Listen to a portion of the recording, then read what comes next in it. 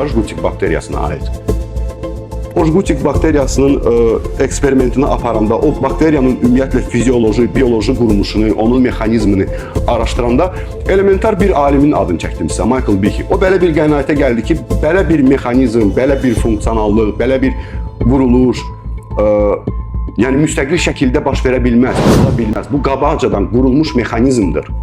Çünki bir detal o birisi detaldan asılıdır. Bir detal sıradan çıxdısa ümumiyyətlə mexanizm çökür.